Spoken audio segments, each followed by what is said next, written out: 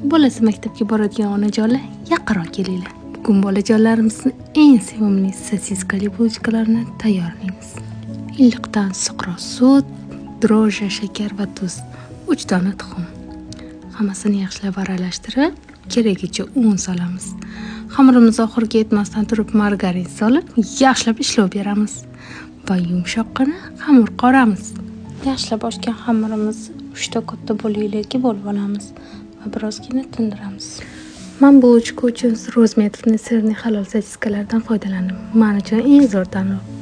Bulochkalarimiz ustiga tuxum surib, kunjut sepib, 180 gradusga yarim soatga pechga jo'natamiz. Kollejda o'qib yurgan paytimiz xuddi shunaqa sosiskali bulochka orasiga ketchup mayonez soldirib yerdik. Mazasi shedevr. Xuddi yoshlikdagi dam. Albatta tayyorlab ko'rishingizni tavsiya qilaman.